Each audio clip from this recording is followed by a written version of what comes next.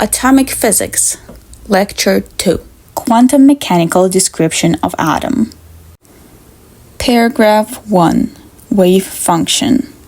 Unlike the movement of microscopic objects, which is described by the trajectory equation, the probability of finding a quantum particle is a particular point in space is described by a wave function. Thus, the structure of the orbital is completely determined by the wave function of the electron. We can say that an orbital is the spatial distribution of the wave function.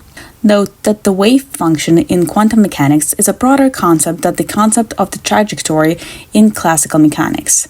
The wave function determines not only the probabilities of spatial location, but also the probabilities of all the other characteristics of the particle. In particular, it determines not only the structure of the orbital, but also the energy of the particle and the orientation of its spin. That is, as they say, the wave function completely determines the state of a quantum particle. Paragraph 2. The task of describing the atom. Thus, each atomic electron is characterized by a certain wave function, which completely describes its state and determines the parameters of its orbital and energy. The main parameters that characterize an atomic electron are the type of orbital, energy, and spin direction. To describe an atom means to describe the listed parameters of all its electrons. Knowledge of these parameters makes it possible to explain and predict the behavior of the atom in various physical situations.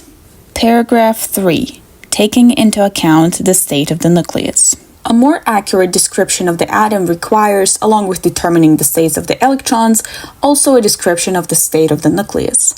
The atomic nucleus is also in a state of motion. In an atom, the electrons and the nucleus actually rotate around the common center of gravity. This situation is similar to the rotation of both the planets and the sun around the common center of gravity. Consequently, the nucleus is also located in many points of space at once with different probabilities and is characterized by a certain region in which it is most likely to be found. In addition to a certain region of motion, the nucleus, like the electron, has energy and spin. However, effects associated with the state of the nucleus are usually neglected when describing the atom. This is due to the fact that nuclear parameters are usually much smaller than electronic parameters, so they do not make a significant contribution to the state of the atom as a whole. Paragraph 4. Quantum mechanical equations. As mentioned above, all parameters of a quantum particle are determined by its wave function. Therefore, to describe an atom, we need to find the wave functions of all its electrons. Knowledge of the wave functions of electrons allows, in turn, to determine the type of electron orbitals, energy, and direction of electron spins. Just as in mechanics, the trajectory is found by solving the equations of motion, such as the Lagrange's equations or Hamilton's equations. In quantum mechanics, the wave function is found by solving a quantum mechanical equation called the wave equation. As in conventional mechanics, in quantum mechanics, under different physical conditions, different wave equations are used to find the wave function. Thus, for the case of spinless particles, in a non-relativistic situation, that is, when the kinetic energy of a particle is much less than its rest energy, the Schrödinger equation is used. For spinless particles, but in a relativistic situation, the Klein-Gordon equation is used. And for relativistic particles with spin, one have the Dirac equation.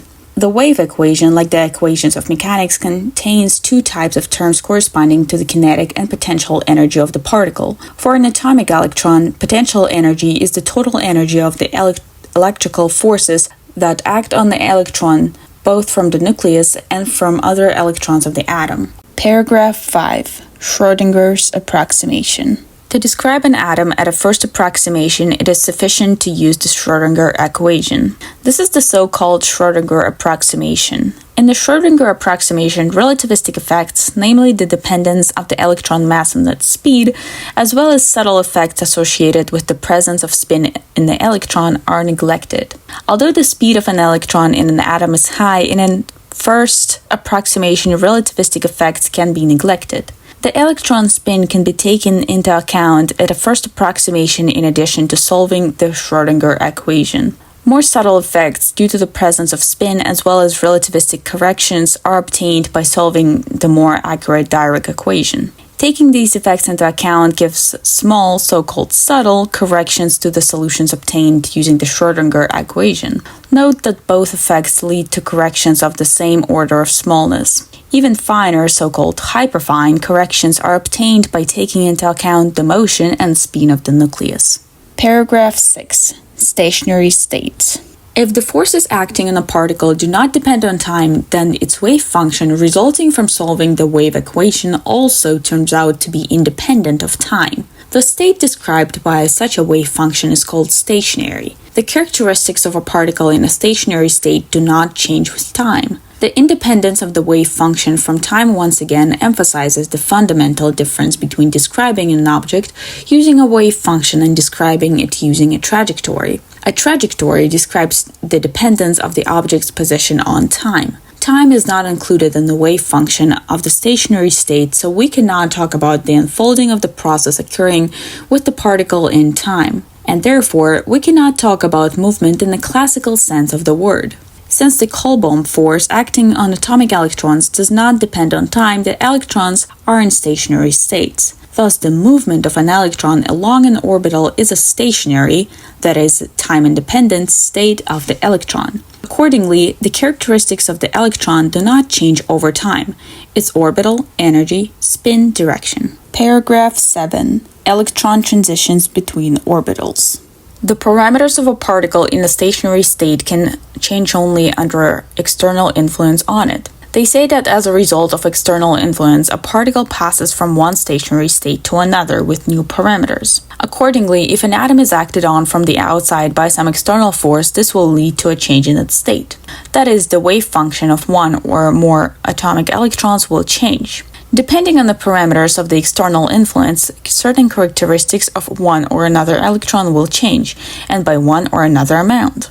First of all, under external force, the energy of the electron and accordingly the orbital it occupies will change. Thus, while colliding with particles entering an atom from the outside, for example photons or other types of radiation, the electron acquires additional energy from them and moves to some other orbital. Since each orbital corresponds to a strictly defined electron energy, which orbital the electron will be in after a collision is determined by the amount of energy it received during the collision. Thus, having received additional energy, the electron moves to an orbital more distant from the nucleus, corresponding to a higher energy. Since any system strives for a minimum of energy, once it finds itself in a state with higher energy, the electron will tend to return to a state with lower energy. Therefore, after a short time, the electron will radiate the received energy back. During the process of radiation, it will change in its state, now moving to an orbital closer to the nucleus and corresponding to a lower energy. Thus, the emission of absorption of energy by an electron corresponds to a change in the state of the electron in the transition between orbitals. In this case, the energy received or emitted acquired by the electron is equal to the energy difference between the initial and final states. Paragraph 8. Spectrum of emitted and absorbed energy. Since the energy that an atomic electron can have constitutes a discrete set of values, the differences between the energies of the possible initial and final stages of the electron form a discrete set. Consequently, an electron can acquire or release energy not in any quantities, but only in certain allowed quantities. That is, the atom emits and absorbs energy in certain portions, quanta. Consequently, an atom can absorb and emit electromagnetic waves only of certain energies, and therefore of certain wavelengths or frequencies. Therefore, atomic emissions and absorption spectra are aligned. Each spectral line corresponds to the transition of an electron between two specific orbitals. Note that the spectra of atoms of different chemical elements are different, since the set of permissible values of electron energies is different.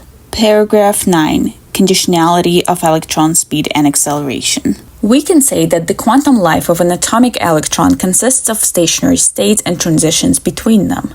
Transitions between orbitals are accompanied by the emission or absorption of energy in the form of electromagnetic waves. At the same time, talking about the movements of an electron both in a stationary state and during transitions from one stationary state to another is only conditional.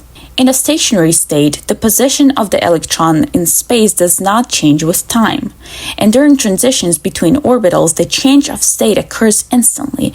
This is the difference between quantum transitions and classical ones. Nevertheless, such classical characteristics of motion can be conventionally attributed to an electron in a stationary state such as speed, momentum, and acceleration. This can be done by expressing these quantities in terms of the kinetic and potential energies of the electron. However, the listed characteristics of the movement of an electron do not completely correspond to the speed, momentum, and acceleration that describe macroscopic bodies. In particular, many formulas of classical mechanics are not applicable to them. Thus, the speed and acceleration of an atomic electron are not, respectively, the first and second time derivatives of the electron's position in space.